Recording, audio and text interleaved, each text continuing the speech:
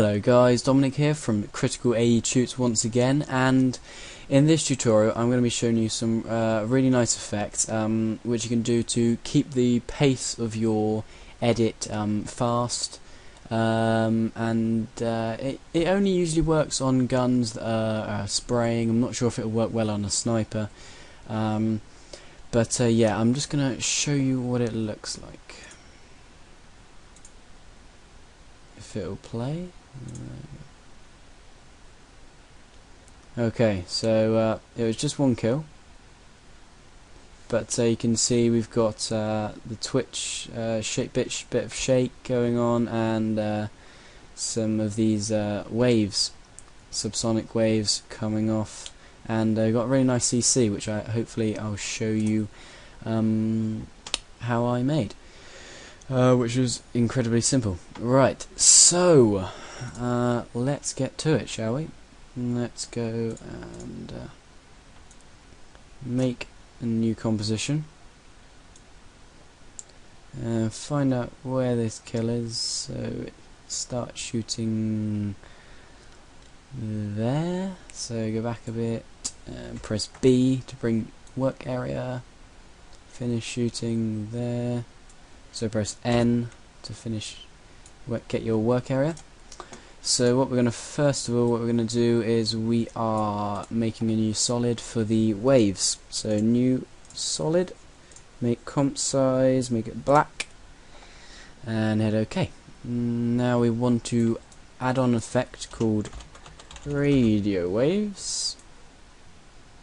Stick it on there.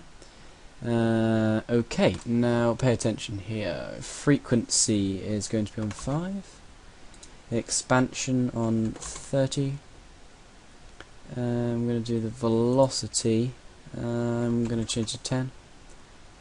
No spin. Lifespan down to 1. I'm going to change it to white. Start width 30. And end width at 5. Next thing to do is blur it out, obviously, because that looks pretty rubbish. So we're gonna do a Gaussian blur. How do you even say that? Is it Gaussian? Gaussian? I don't know. Gaussian blur in and bump it up to about 40, maybe 45. Yeah, that looks nice. Let's go for 40. Okay, then you don't want the waves affecting your gun. So, okay, when you start shooting there, you don't want it to affect the gun. So we're going to make a new solid, make comp size, make it black, turn the visibility off, and get the pen tool, and roughly draw around the gun. It doesn't have to be perfect, like I said. It doesn't need to be perfect. Okay, and press M on your keyboard to bring up the mask paths. Go forward to about there, and then all we're gonna do is, because the gun stays in that position the whole time it's spraying, is just drag the points around the gun so that it is masked out. Okay, like that, and that stays pretty much the same all the way through. Now then, start shooting there. Okay, so we're going to select both of them and Control Shift C to pre-compose, and what you got is wave, can't spell today, displacement. Okay, then we're going to Alt stop square bracket to cut the clip, and then go to a stop shooting, which is, go on, there. Okay, and Alt end square bracket. Next thing to do is make a new adjustment layer. Okay, and Alt end square brackets, and Alt start square bracket, and on this adjustment layer we're going to add an effect called displacement map. Will be a preset in your distort. So if you don't want to type it in, you go effects distort, and it's there. Okay, and then you want to under here, choosing what layer you want to add the displace on. You want your displacement pre-compose layer, so select that, and then the use for horizontal displacement, change it to luminance. It can stay as lightness, it's exactly the same, but I chose luminance, and I'm going to do the max horizontal displacement to be at 15. So yeah, that is that. Next thing, so the next thing I'm going to do is press T on the keyboard on your displacement pre-compose layer and change the opacity down to about 5, so that now you can see the ripples coming through. They may be a little bit insignificant, so you might want to bump it up to say 6 or 10. Okay, and if I just zoom in a bit, you can see them. I think that's a little bit strong personally, so I'm going to change it down to about, let's see what 7 looks like.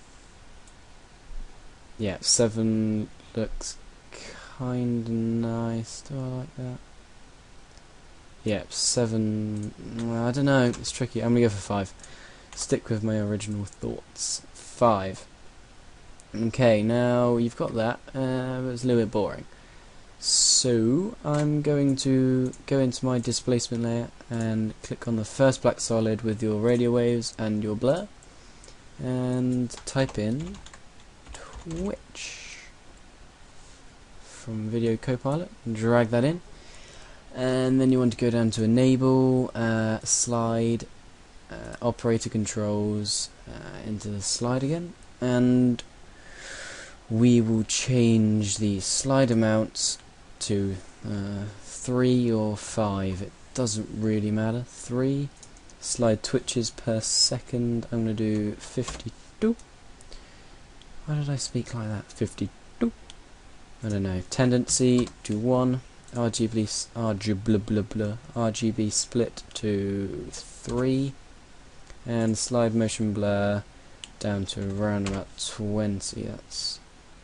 That's looking pretty nice. Okay, if we go into more 8K, back into our clip now. Whoops, I'm on the wrong one. Thought so. You can see here that we've got a little bit of shake now going on around here, and little flashes of colour coming in every now and again, which looks really nice. Okay, so no clip is finished without a colour correction, so I've still got enough time, so I'm going to show you how to make that. So new adjustment layer, and you want to go curves, bring that in, and RGB, make a little snake, red, again, snake, green, do it again, blue, and make it a little bit bluer. That's looking kind of nice. What am I doing? I don't need to trim that. And I also added a blur effect, blur and sharpen, and lens blur,